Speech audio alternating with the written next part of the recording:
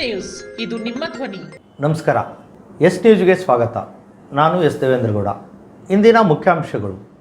ನಿವೃತ್ತ ಸೈನಿಕ ರುದ್ರೇಶ್ ತುಂಬಾದ್ ಅವರಿಗೆ ಹಾಲಿ ಮಾಜಿ ಸೈನಿಕರಿಂದ ಅದ್ಧೂರಿ ಸ್ವಾಗತ. ದಲಿತ ಪರ ಸಂಘಟನೆಗಳಿಂದ ಒಳ ಮೀಸಲಾತಿ ಸುಪ್ರೀಂ ಕೋರ್ಟ್ ತೀರ್ಪಿಗೆ ಸ್ವಾಗತ, ಸಂಭ್ರಮಾಚರಣೆ. ವಿಜಯಪುರದ ದತ್ತ ಮಂಡಳಿಯಿಂದ ಕಾರುಣ್ಯಾಶ್ರಮದ ಅನಾಥ ವೃದ್ಧರಿಗೆ ಆಹಾರ ವಸ್ತುಗಳ ವಿತರಣೆ. ನಾಳೆ ಸಿಂಧನೂರು ಪದವಿ ಕಾಲೇಜಿನಲ್ಲಿ ಕ್ಯಾಂಪಸ್ ಡ್ರೈವ್ 2024. ಕೃಷ್ಣದೇವರಾಯ ವಿದ್ಯಾಸಂಸ್ಥೆ ಆವರಣದಲ್ಲಿ ಆಗಸ್ಟ್ 9ರಂದು ಬೃಹತ್ ಉಚಿತ ಆರೋಗ್ಯ ತಪಾಸಣಾ ಶಿಬಿರ. ವಾರ್ತೆಗಳ ವಿವರ. ನಗರದ ವೆಂಕಟೇಶ್ವರ ಕಾಲೋನಿ ನಿವಾಸಿಯಾದ ಸೈನಿಕ ರುದ್ರೇಶ್ ತಂದೆ ಮಹಂತಪ್ಪ ತುಂಬದ್ ಅವರು 26 ವರ್ಷಗಳ ಕಾಲ ದೇಶದ ಬೇರೆ ಬೇರೆ ಗಡಿಗಳಲ್ಲಿ ಸುದೀರ್ಘ ಸೇವೆ ಸಲ್ಲಿಸಿ ವಯೋನಿವೃತ್ತಿ ಹೊಂದಿ ಇಂದು ತಾಯ್ನಾಡಿಗೆ ಆಗಮಿಸಿದ್ದು ಅವರಿಗೆ ಅದ್ಧೂರಿಯಾಗಿ ತಾಲೂಕಿನ ಹಾಲಿ ಹಾಗೂ ಮಾಜಿ ಯೋಧರು ಸ್ವಾಗತ ಕೋರಿದರು. ನಗರದ ಮಾಂಟೇಶ್ವರಿ ಶಾಲೆಯ NCC ಕ್ರೆಡಿಟ್ ವಿದ್ಯಾರ್ಥಿಗಳು ಜೈ ಜವಾನ್ ಜೈ ಕಿಸಾನ್ ಜನಪರ ಜಾಗೃತಿ ಸೇವಾ ಸಮಿತಿ ಜನಪ್ರತಿನಿಧಿಗಳು ಹಾಗೂ ಅಭಿಮಾನಿಗಳು ಸೇರಿ ಡೊಳ್ಳು ಕುಣಿತದ ಮೂಲಕ ಅದ್ಧೂರಿಯಾಗಿ ಸ್ವಾಗತಿಸಿದರು. ನಗರದ ಕೋಟೆ ಈರಣ್ಣ ಕಲ್ಯಾಣ ಮಂಟಪದಿಂದ ಮೆರವಣಿಗೆ ಸಾಗಿ ಮಹಾತ್ಮ ಗಾಂಧೀಜಿಯವರ ಮೂರ್ತಿಗೆ ಮಾಲಾರ್ಪಣೆ ಮಾಡಿ ನಂತರ ನಿವೃತ್ತ ಮಾಜಿ ಸೈನಿಕರ ಸಂಘದ ಜಿಲ್ಲಾಧ್ಯಕ್ಷ ಚನ್ನರೆಡ್ಡಿ ಮಾತನಾಡಿ, ಸೇವೆ ಸಲ್ಲಿಸಿ ನಿವೃತ್ತಿ ಹೊಂದಿದವರಿಗೆ ಒಂದು ನಿರ್ದಿಷ್ಟ ಕಚೇರಿ ಮತ್ತು ಸರ್ಕಾರಿ ಸೌಲಭ್ಯ ಕೊಡುವಂತೆ ಈಗಾಗಲೇ 2021ರಿಂದ ಅರ್ಜಿಗಳನ್ನು ಸಲ್ಲಿಸುತ್ತಾ ಬಂದಿದ್ದೇವೆ. ಆದರೂ ಸಹ ಜಿಲ್ಲಾಧಿಕಾರಿಗಳು ನಮ್ಮ ಬೇಡಿಕೆಗೆ ಸ್ಪಂದಿಸುತ್ತಿಲ್ಲ. ಈಗಲಾದರೂ ಅಧಿಕಾರಿಗಳು ನಮ್ಮ ಮನವಿ ಪುರಸ್ಕರಿಸಿ ಕಚೇರಿಗೆ ಸರ್ಕಾರಿ ಜಾಗ ಕೊಡುವಂತೆ ಮನವಿ ಮಾಡಿದರು.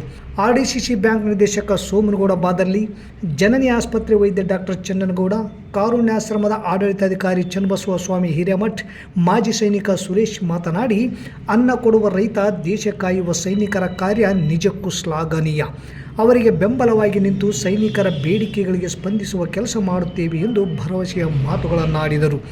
ಈ ಸಂದರ್ಭದಲ್ಲಿ ಮಾಜಿ ಜಿಲ್ಲಾ ಪಂಚಾಯಿತಿ ಸದಸ್ಯ ಶಿವನಗೌಡ ಗೋರೆಬಾಳ್, ಶಿವರಾಜ್ ಸಾಸಲಮರಿ, ಶಿವಕುಮಾರ್ ಜವಳಿ, ಮಲ್ಲಿಕಾರ್ಜುನ್ ಜೀನೂರ್, ವೀರಭದ್ರಯ್ಯ ಸ್ವಾಮಿ, ವೀರೇಶ್ ರಾರಾವಿ, ಪ್ರದೀಪ್ ಪೂಜಾರ್, ಗಂಗಣ್ಣ ಡಿಸ್, ಮಂಜುನಾಥ್ ಗಾಣಿಗೇರ್, ಯಂಕೋ ಬೂತಲ್ದಿನ್ನಿ, ಯಲ್ಲೂಸಾ ಬದಿ, ಮಾಜಿ ಸೈನಿಕರಾದ ಮಹೇಶ್, ವೀರೇಶ್ ಯಾದವ್, ನಾಗರಾಜ್ ತುರ್ವಿಹಾಳ್, ಸುರೇಶ್, ನೀಲಪ್ಪ ಅಮರೇಗೌಡ, ರಾಜಪ್ಪ ಅಮರೇಶ್, ರಾಜಸಾಬ್, ವಿರೂಪಾಕ್ಷಯ್ಯ ಸೇರಿದಂತೆ ನಿವೃತ್ತ ಶಿಕ್ಷಕ ಬೀರಪ್ಪ ಸೊಂಬೋಜಿಯವರ ನೇತೃತ್ವದ ಡೊಳ್ಳಿನ ತಂಡದ ಪ್ರದರ್ಶನವು ವಿಶೇಷವಾಗಿತ್ತು. ತಾಲೂಕಿನಲ್ಲಿ ಇದೆ, ಬಟ್ ಸಿಂಧನೂರು ತಾಲೂಕಿನಲ್ಲಿ ಇನ್ನೂ ಇಂಪ್ರೂವ್ ಇಲ್ಲ. ಈ ಸಲ ನಾವು ಮಾಡ್ತಾ ಇದ್ದೀವಿ. ನಮಗೆಲ್ಲರೂ ಸಹಕಾರ ಬೇಕಂತೇಳಿ ನಾವು ತುಂಬ ಎಲ್ಲ ಕೇಳಿದಕ್ಕೆ ಎಲ್ಲರೂ ಬರ್ತಾ ಇದ್ದಾರೆ. ನಮ್ಗೆ ಭಾಳ ಖುಷಿ ಆಯಿತು. ನಮ್ಗೆ ನನ್ನ ಬರ ಮಾಡಿಕೊಂಡು ಇಷ್ಟೆಲ್ಲ ಸಿಂಧನೂರಿನಿಂದ ಒಂದು ಇದು ಮಾಡಿದ್ದೆ. ನಮ್ಮ ಕೆರಿನ್ ಡಾಕ್ಟರ್ ಸರ್ ಆಯಿತು, ಭಾಳ ನನಗೆ ಹೆಮ್ಮೆ ಅನಿಸುತ್ತೆ. ನಾನು ಬರ ಮಾಡಿಕೆ ನಮ್ಗೆ ಇಷ್ಟೊಂದೆಲ್ಲ ಖುಷಿಯಿಂದ ಮೆರವಣಿಗೆ ಮಾಡ್ತಾ ಇದ್ದಾರೆ. ಜೈ ಹಿಂದ್, ಜೈ ಕರ್ನಾಟಕ. ಕಳೆದ 15 ವರ್ಷದಿಂದ ಇವತ್ತಿನವರೆಗೂ ನಾವು ಮಾಜಿ ಸೈನಿಕರಿಗೋಸ್ಕರ ಅಟ್ಲೀಸ್ಟ್ ನಮಗೆ ಒಂದು ಸಣ್ಣ ಒಂದು ರೂಮ್ ಕೊಡು ಅಂತೇಳಿ, ಅಟ್ಲೀಸ್ಟ್ 30-40 ಒಂದು ಸಣ್ಣದ ಒಂದು ಕಚೇರಿಗಾಗಿ ಕೊಡು ಅಂತ ಹೇಳಿದರೆ ಇವತ್ತಿವರೆಗೂ ಜಿಲ್ಲಾಡಳಿತ ಆಗಿರ್ಬೋದು, ನಮ್ಮ ಇರ್ತಕ್ಕಂಥ ಚುನಾಯಿತ ಪ್ರತಿನಿಧಿಗಳಾಗಿರ್ಬೋದು, ಇವತ್ತು ಯಾರೊಬ್ಬರು ನಮಗೆ ಇದುವರೆಗೆ ಇದು ಮಾಡಿಲ್ಲ. ಬಟ್ ನಾವು ಕೊಟ್ಟಿರ್ತಕ್ಕಂಥ ಅರ್ಜಿಗಳು ಏನಂತಂದರೆ ತೂಕ ಮಾಡಿದ್ರೆ ಸುಮಾರು 1 kg ಆಗ್ಬೋದು. ಆ ರೀತಿ ನಾವು ಸುಮಾರು ಇದು ಮಾಡಿದ್ದೀವಿ. ಈಗ ನಮ್ಮಲ್ಲಿ ಸುಮಾರು 1965, 62, 65, 71, 1999 ಯುದ್ಧದಲ್ಲಿ ಪಾರ್ಟಿಸಿಪೇಟ್ ಮಾಡಿ ಯುದ್ಧ ಭೂಮಿಯಿಂದಲೇ ಬಂದಿರತಕ್ಕಂಥವ್ರು ಸುಮಾರು 29 ಜನ ಇದ್ದಾರೆ. 29 ಜನರಲ್ಲಿ ಮೊನ್ನೆ ಇದರಲ್ಲಿ 2 ಜನ ಮಾತ್ರ ಹುತಾತ್ಮರಾಗಿದ್ದಾರೆ. ಇಲ್ಲಿ ಬಂದಮೇಲೆ ಇವತ್ತಿನವರೆಗೆ ಅವರಿದ್ದಾರೆ. ಸುಮಾರು ಅವರ ವಯಸ್ಸು ಏನಂತಂದರೆ 80ರಿಂದ 90 ವರ್ಷ ವಯಸ್ಸಾಗಿದೆ. ಕಾರಣ ನಮಗೆ ಎಲ್ಲಾದರೂ ಒಂದು ಸಣ್ಣ ಒಂದು ಅವರ ವಯೋವೃದ್ಧಿ ಇದರಲ್ಲಾಗಿ ಸರ್ಕಾರದ ಒಂದು ಸವಲತ್ತುಗಳನ್ನು ಅವರಿಗೆ ಕೊಡಲು ನಾವು ಇದು ಮಾಡೋದು ಒಂದು ಸಣ್ಣ ಒಂದು ಇದು ಕಚೇರಿ ನೀಡಲು ಸಹ ಇದುವರೆಗೆ ಕಚೇರಿ ಕೊಟ್ಟಿಲ್ಲ. ತಮ್ಮೆಲ್ಲರ ಸಹಕಾರದಿಂದ ಇನ್ನು ಮುಂದೆ ಈಗ ಯಾವ ರೀತಿ ಬಂದಿದ್ದೀರೋ ಇವತ್ತು ಬಂದಿರತಕ್ಕಂಥ ಮಾಜಿ ಯೋಧನಿಗೆ ಒಂದು ಹೂವಿನಾರ ಹಾಕಿ ಈ ರೀತಿ ಮಾಡೋದ್ರಿಂದ ಯಾವುದೇ ಒಂದು ನಮಗೆ ಅನುಕೂಲ ಆಗುವುದಿಲ್ಲ. ಒಳ ಮೀಸಲಾತಿ ಕುರಿತು ಸುಪ್ರೀಂ ಕೋರ್ಟ್ ಮಹತ್ವದ ತೀರ್ಪು ಕೊಟ್ಟಿರುವುದನ್ನು ಸ್ವಾಗತಿಸಿ ದಲಿತ ಪರ ಸಂಘಟನೆಗಳಿಂದ ಇಂದು ನಗರದಲ್ಲಿ ಸಂಭ್ರಮಾಚರಣೆ ಆಚರಿಸಲಾಯಿತು. ಹಿರಿಯ ಹೋರಾಟಗಾರರಾದ ಆರ್ ಬೋರ್ಮೆಂಚರ್ ಅವರು ಮಾತನಾಡಿ, 35 ವರ್ಷಗಳ ಸುದೀರ್ಘ ಹೋರಾಟಕ್ಕೆ ಸುಪ್ರೀಂ ಕೋರ್ಟ್ ನೀಡಿದ ಈ ಮಹತ್ವದ ತೀರ್ಪು ನೆಮ್ಮದಿ ತಂದಿದ್ದು, ರಾಜ್ಯದಲ್ಲಿ ಕೂಡ ಸುಪ್ರೀಂ ಕೋರ್ಟ್ ತೀರ್ಪಿನ ಅನ್ವಯ ಒಳ ಮೀಸಲಾತಿಯನ್ನು ಮುಖ್ಯಮಂತ್ರಿಗಳು ಜಾರಿಗೊಳಿಸಬೇಕು ಎಂಬುದು ನಮ್ಮೆಲ್ಲರ ಒತ್ತಾಯವಾಗಿದೆ. ಈ ಕುರಿತು ಈಗಾಗಲೇ ಬಹಳ ವರ್ಷಗಳ ಹಿಂದೆಯೇ ನ್ಯಾಯಮೂರ್ತಿ ಸದಾಶಿವ ಅವರ ಆಯೋಗ ವರದಿಯನ್ನು ನೀಡಿದ್ದನ್ನು ಈ ಸಂದರ್ಭದಲ್ಲಿ ನೆನಪಿಸಿದರು. ಇದಕ್ಕಾಗಿ ರಾಜ್ಯದಲ್ಲಿ ಅಲ್ಲದೆ ರಾಷ್ಟ್ರ ಮಟ್ಟದಲ್ಲಿ ದಲಿತ ಪರ ಸಂಘಟನೆಗಳು ಒಳ ಮೀಸಲಾತಿಗಾಗಿ ಹೋರಾಟ ಮಾಡಿದ್ದನ್ನು ನೆನಪಿಸುತ್ತಾ ಈಗ ಕಾಲ ಕೂಡಿ ಬಂದಿದೆ ಎಂದರು.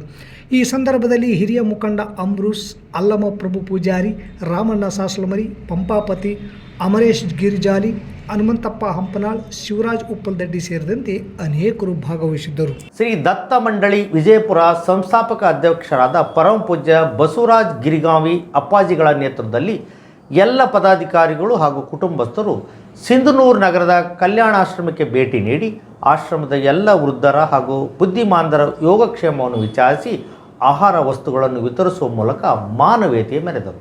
ಸ್ವಾರ್ಥದ ಈ ಪ್ರಪಂಚದಲ್ಲಿ ನಿಸ್ವಾರ್ಥೆಯ ಪಯಣದಲ್ಲಿ ಸಾಗುತ್ತಿರುವ ಈ ಕಾರುಣ್ಯ ಕುಟುಂಬವು ನಮ್ಮೆಲ್ಲರ ಸ್ವಂತ ಕುಟುಂಬವೂ ಆಗಿದೆ. ಇಲ್ಲಿನ ಸಿಬ್ಬಂದಿಗಳ ಅಭಿಪ್ರಾಯವನ್ನು ನಾವು ಕಲೆ ಹಾಕಿದಾಗ ಬರೀ ವೃದ್ಧಾಶ್ರಮ ನಡೆಸುವುದಲ್ಲದೆ ಶಾಲಾ ಕಾಲೇಜುಗಳಲ್ಲಿ ಸಾರ್ವಜನಿಕರಲ್ಲಿ ಹೆತ್ತವರ ಹಿರಿಯರ ಬಗ್ಗೆ ಜಾಗೃತಿ ಮೂಡಿಸಿ ಇಂತಹ ಆಶ್ರಮದಲ್ಲಿ ಆಶ್ರಯ ಪಡೆಯುವವರ ಸಂಖ್ಯೆ ಕಡಿಮೆಯಾಗಲಿ ಎನ್ನುವ ಅಭಿಪ್ರಾಯವನ್ನು ನಮ್ಮೊಂದಿಗೆ ಹಂಚಿಕೊಂಡಾಗ ಬಹಳ ಆನಂದವಾಯಿತು. ಮುಂದಿನ ದಿನಗಳಲ್ಲಿ ನಮ್ಮ ದತ್ತ ಮಂಡಳಿಯ ಯಾವುದೇ ಕಾರ್ಯಕ್ರಮವಾಗಲಿ ನಾವು ಕಾರುಣ್ಯಾಶ್ರಮಕ್ಕೆ ಬಂದು ಆಚರಿಸಿಕೊಳ್ಳುತ್ತೇವೆ. ಈ ಸಂಸ್ಥೆಯ ಎಲ್ಲ ಪದಾಧಿಕಾರಿಗಳಿಗೂ ಸಿಬ್ಬಂದಿಗಳಿಗೂ ಹಾಗೂ ಕಾರುಣ್ಯಾಶ್ರಮಕ್ಕೆ ಸಹಾಯ ಸಹಕಾರ ಮಾಡುವ ಎಲ್ಲ ಕರುಣಾಮಯಿ ದಾನಿಗಳಿಗೆ ಶುಭವಾಗಲಿ ಎಂದು ಪರಮ ಪೂಜ್ಯರು ಮತ್ತು ದತ್ತ ಮಂಡಳಿಯ ಅಧ್ಯಕ್ಷರಾದ ಬಸವರಾಜ್ ಗಿರಿಗಾವಿ ಹೇಳಿದರು. ಈ ವೇಳೆ ದತ್ತ ಮಂಡಳಿಯ ಶಿಷ್ಯ ಬಳಗವಾದ ಶ್ರೀಶೈಲ ಹುಡಿಮನಿ, ಚನ್ನಪ್ಪ ಕಾರಜೋಳ್ ಸೇರಿದಂತೆ ವಿಜಯಪುರದ ನೂರಾರು ತಾಯಂದಿರು, ಸಹೋದರಿಯರು ಹಾಗೂ ಮಕ್ಕಳು ಭಾಗವಹಿಸಿದ್ದರು. ಆಶ್ರಮದ ವತಿಯಿಂದ ದತ್ತ ಮಂಡಳಿಯ ಸಂಸ್ಥಾಪಕ ಅಧ್ಯಕ್ಷರಾದ ಪರಮ ಪೂಜ್ಯ ಬಸವರಾಜ್ ಗಿರಿಗಾವಿ ಅವರನ್ನು ಸನ್ಮಾನಿಸಿ ಗೌರವಿಸಿ ಆಶೀರ್ವಾದ ಸ್ವೀಕರಿಸಲಾಯಿತು. ಈ ಸಂದರ್ಭದಲ್ಲಿ ಆಶ್ರಮದ ಆಡಳಿತಾಧಿಕಾರಿ ಡಾಕ್ಟರ್ ಚನ್ನಬಸವ ಸ್ವಾಮಿ ಹಿರೇಮಠ್, ಸಾರ್ವಜನಿಕ ಸಂಪರ್ಕ ಅಧಿಕಾರಿಗಳು, ಅಕ್ಷಯ ಆಹಾರ ಜೋಳಿಗೆ ಸೇವಾ ಟ್ರಸ್ಟ್ನ ಕಾರ್ಯದರ್ಶಿ ಅಶೋಕ್ ನಲ್ಲಾ, ಆಶ್ರಮದ ಸಿಬ್ಬಂದಿಗಳಾದ ಸಿದ್ದಯ್ಯ ಸ್ವಾಮಿ, ಶರಣಮ್ಮ, ಮಲ್ಲಯ್ಯ ಸ್ವಾಮಿ ಅನೇಕರು ಉಪಸ್ಥಿತರಿದ್ದರು.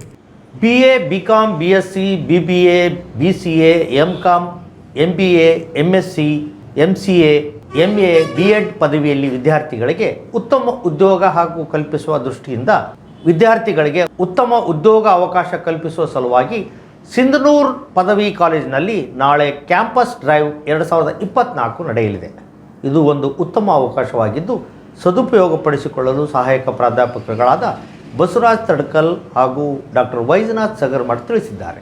ನಾಳೆ ನಡೆಯಲಿರುವ ಕ್ಯಾಂಪಸ್ ಡ್ರೈವ್ 2024ರಲ್ಲಿ ಪ್ರತಿಷ್ಠಿತ 20ಕ್ಕೂ ಹೆಚ್ಚು ಕಂಪನಿಗಳು ಭಾಗವಹಿಸಲಿದ್ದು, ಈ ಕಂಪನಿಗಳಲ್ಲಿ relation manager, business development executive, branch relation officer, teacher ಮತ್ತು ಉಪನ್ಯಾಸಕ ಹುದ್ದೆಗಳಿಗೆ ಆಯ್ಕೆ ನಡೆಯಲಿದೆ. ಭಾಗವಹಿಸುವ ವಿದ್ಯಾರ್ಥಿಗಳು ತಮ್ಮ ರೆಸ್ಯೂಮ್, SSLC, PUC ಪದವಿಗಳ ಮಾಹಿತಿ ಜೊತೆಗೆ Aadhaar card, PAN card, 5 passport ಫೋಟೋಗಳೊಂದಿಗೆ ಭಾಗವಹಿಸಬಹುದು ಎಂದು ಕಾಲೇಜಿನ ಆಡಳಿತ ಮಂಡಳಿ ಸದಸ್ಯರು ತಿಳಿಸಿದ್ದಾರೆ. ಕೃಷ್ಣದೇವರಾಯ ವಿದ್ಯಾಸಂಸ್ಥೆ, ತಾಲೂಕಾ ಕಮ್ಮಾವರಿ ಸಂಘ, ಅಮೃತ ಫೌಂಡೇಶನ್ ಬೆಂಗಳೂರು ಇವರ ಸಂಯುಕ್ತ ಆಶ್ರಯದಲ್ಲಿ ಸ್ಟಾರ್ ಹಾಸ್ಪಿಟಲ್ ಹೈದರಾಬಾದ್ ಇವರಿಂದ ಆಗಸ್ಟ್ 9ರಂದು ಬೃಹತ್ ಉಚಿತ ಆರೋಗ್ಯ ತಪಾಸಣಾ ಶಿಬಿರ ನಡೆಯಲಿದೆ ಎಂದು ಶ್ರೀಹರ್ಷ ತಿಳಿಸಿದ್ದಾರೆ. ಇಂದು ಉಚಿತ ಆರೋಗ್ಯ ತಪಾಸಣಾ ಶಿಬಿರದ ಮಾಹಿತಿ ಪತ್ರವನ್ನು ಬಿಡುಗಡೆಗೊಳಿಸಿ ಮಾತನಾಡಿದ ಅವರು, ಇದೇ ತಿಂಗಳು 9ರಂದು ನಮ್ಮ ವಿದ್ಯಾಸಂಸ್ಥೆಯ ಆವರಣದಲ್ಲಿ ನಡೆಯುವ ಈ ಬೃಹತ್ ಉಚಿತ ಆರೋಗ್ಯ ತಪಾಸಣಾ ಶಿಬಿರದ ಉದ್ಘಾಟನೆಯನ್ನು ಪದ್ಮಾವತಿ PB ರಾವ್ ದಂಪತಿಗಳು ಮಾಡಲಿದ್ದಾರೆ. ತಾಲೂಕಿನ ಜನತೆ ಈ ಬೃಹತ್ ಉಚಿತ ಆರೋಗ್ಯ ತಪಾಸಣಾ ಶಿಬಿರದ ಸದುಪಯೋಗ ಪಡೆದುಕೊಳ್ಳಲು ತಿಳಿಸಿದ್ದಾರೆ. ಈ ಸಂದರ್ಭದಲ್ಲಿ ಎಂ ಶೇಷಗಿರಿರಾವ್, ಎಂ ನಾಗೇಶ್ ಹಂಚಿನಾಳ್, ಮಲ್ಲಿಕಾ ವೆಂಕಟೇಶ್ವರರಾವ್ ಸೇರಿದಂತೆ ಅನೇಕರು ಇದ್ದರು. ಮತ್ತೊಮ್ಮೆ ಮುಖ್ಯಾಂಶಗಳು. ನಿವೃತ್ತ ಸೈನಿಕ ರುದ್ರೇಶ್ ತುಂಬದ್ ಅವರಿಗೆ ಹಾಲಿ ಮಾಜಿ ಸೈನಿಕರಿಂದ ಅದ್ಧೂರಿ ಸ್ವಾಗತ. ದಲಿತ ಪರ ಸಂಘಟನೆಗಳಿಂದ ಒಳ ಮೀಸಲಾತಿ ಸುಪ್ರೀಂ ಕೋರ್ಟ್ ತೀರ್ಪಿಗೆ ಸ್ವಾಗತ, ಸಂಭ್ರಮಾಚರಣೆ. ವಿಜಯಪುರದ ದತ್ತ ಮಂಡಳಿಯಿಂದ ಕಾರುಣ್ಯಾಶ್ರಮದ ಅನಾಥ ವೃದ್ಧರಿಗೆ ಆಹಾರ ವಸ್ತುಗಳ ವಿತರಣೆ. ನಾಳೆ ಸಿಂಧನೂರು ಪದವಿ ಕಾಲೇಜಿನಲ್ಲಿ ಕ್ಯಾಂಪಸ್ ಡ್ರೈವ್ 2024. ಕೃಷ್ಣದೇವರಾಯ ವಿದ್ಯಾಸಂಸ್ಥೆ ಆವರಣದಲ್ಲಿ ಆಗಸ್ಟ್ 9ರಂದು ಬೃಹತ್ ಉಚಿತ ಆರೋಗ್ಯ ತಪಾಸಣಾ ಶಿಬಿರ. ಇಲ್ಲಿಗೆ ವಾರ್ತಾ ಪ್ರಸಾರ ಮುಕ್ತಾಯವಾಯಿತು. ನಿರಂತರ ಸುದ್ದಿಗಾಗಿ ವೀಕ್ಷಿಸಿ ಎಸ್ ನ್ಯೂಸ್. ಇದು ನಿಮ್ಮ ಧ್ವನಿ. ನಮಸ್ಕಾರ.